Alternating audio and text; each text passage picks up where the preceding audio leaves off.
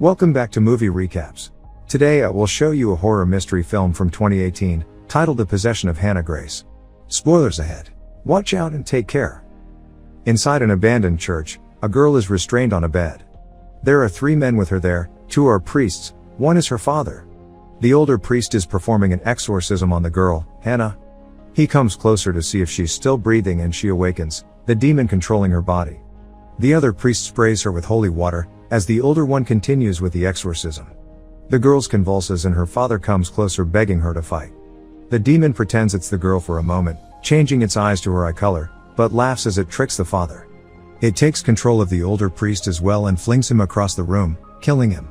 Then, it starts suffocating the younger priest. Seeing what's happening, the father takes a pillow and kills the girl, which releases the other priest from the hold of the demon. The girl's fingers move. 3 months later, Megan walks into a hospital for a job interview and is immediately joined by Lisa. They can be seen drinking coffee, as Lisa tells Megan that she will be there to help. Next, Megan is walking to the facility with Dr. Lewis, who's explaining her new job to her. He asks her about her issues at her previous job as a cop, but she says she's much better now, saying she can handle the job. They enter an elevator and the doctor says that after a while people get creeped out by the job, their imaginations running wild. She doesn't think that will happen to her. As they're going deeper inside the basement area, he tells her that the night shift can only get in and out of the facility by swiping their security card. He keeps showing her around the facility and takes her to the intake bay, telling her that while on duty she can never leave the premises. After the intake bay she is to take the bodies to the receiving room, where she is to take pictures of them as well as scan their fingerprints. They finally enter the facility's freezers and he welcomes her to the team. The next night, Megan walks into the dark hospital and talks to security in the reception area. One of the guards introduces himself as Dave and welcomes her to the night shift. Megan goes down to the resting home. Later, she's seen working on the computer, when the lights go out. She turns them back on, when a body arrives at the intake bay. Her and an ambulance worker transfer the body to the receiving area as they talk. Next, she's capturing images of the body, then scanning its fingerprints. She puts the body in the freezer, but Dave jumps out and scares her. He follows her around, apologizing.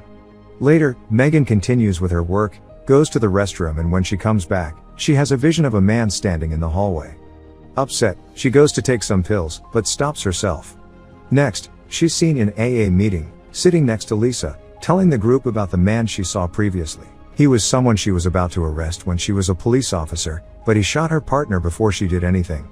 She shares that when she remembers the incident, she wants alcohol and pills. That day, someone wakes her up knocking on her door. It's her cop ex-boyfriend Andrew, who's there to get the rest of his things. She tells him about her new job, but he doesn't think it's the best idea to be spending that much time alone.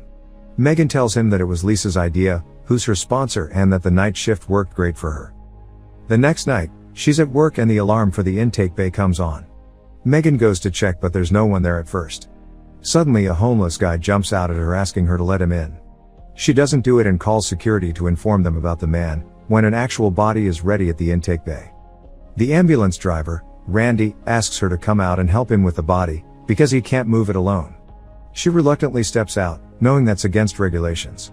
As they're moving the body, the homeless man walks inside the facility and takes the elevator, but Megan doesn't see him.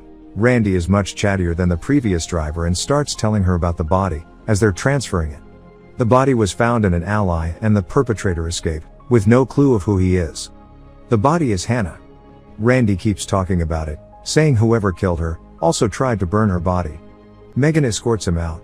The lights on the other end of the hallway come on, as she walks inside to process the body. The first image she tries to capture fails.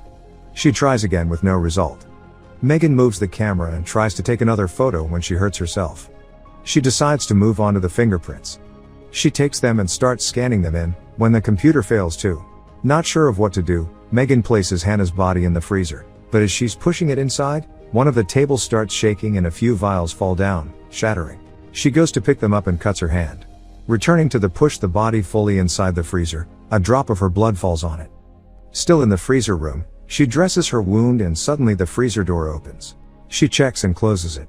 Next, she goes to her computer and uses Andrew's password to check on Hannah's case. She prints out her file and goes to check on the body again. The eye color in the file isn't the same one as the body. All of a sudden one fly appears on the body and then a whole swarm of them, frightening Megan. She takes another look, but the flies aren't there anymore. Megan puts Hannah back inside and returns to her computer. Suddenly, she hears a noise and she goes to investigate, only to find out that the body is gone. She takes a step outside and sees someone dragging the corpse away, so she follows. Suddenly, the homeless man attacks her, but she fights him off, and when she goes to grab his knife, he's gone. Leaving the body in the hallway, she calls security and tells them to call the police. Megan runs back to the hallway, but the body isn't there. She walks into the burning room and finds the man getting ready to burn the body, so she tries reasoning with him. Suddenly security runs in and tackles him, but as they're taking him away, it's clear that it's Hannah's father. He tells Megan to destroy the body, saying that she's not dead. Later, he's arrested and Megan is putting away the body, when she hears something strange. She closes the freezer, regardless, and walks away, but the doors open again. Megan is nervous to walk back, though she still takes the body out and opens the bag. Suddenly, her phone rings. It's Andrew checking up on her, but as she turns, the body moves. Megan takes a closer look at it and it exhales. She wraps it up in a panic and leaves the room, when Lisa shows up at the door. She tells her that she can find someone to cover her shift, but Megan insists to stay. She tells Lisa that she heard the body exhale, but she tells her that bodies expunging air is a normal thing. Later, they're sitting in her office, talking about the attack and the night her partner got shot, when Dave walks in and tells her there's a cop that wants to talk to her. Lisa and Megan walk out and Dave stays in the facility. The door of the freezer opens again. The cop waiting for her is Andrew. He asks her how she is, but then starts asking her about a bottle of pills that have gone missing from his stuff. She gets angry with him, but before he leaves asks him to help her with something. Megan goes back down at the resting home and grabs Hannah's fingerprints. She gives them to Andrew, says that there's something odd about it and asks him to check it out. Dave plays around in the facility while he waits, but he hears something strange and walks into the freezer room. Something is moving inside the freezer, so he opens the door and looks inside, when a hand grabs and then pushes him out. It controls his body like it did the priest and drags him back into the freezer. Megan comes back in the facility and goes to the restroom. She sends an apology text to Andrew and suddenly hears someone come inside the restroom, thinking it's Dave. Her rubber band ball is rolled to her and she hunches over to see who it is, when a burned hand grabs it from the floor. Megan is terrified, but comes out of the stall. There's nothing there. Later, Andrew calls her back and tells her that Hannah has been dead for 3 months. Megan searches for Hannah online and finds an article about her, saying she was possessed by a demon. She goes to investigate the body again and notices that a huge wound that was on it previously isn't there anymore. The other security guard is looking for Dave too, when she walks to the reception desk. She asks for the security footage. Back at her office, she's going through the footage and finds a glitch that looks like the body is in the hallway. Frightened by that, she wants to take some pills again, but doesn't do it and instead goes to find Lisa and get her opinion about the footage.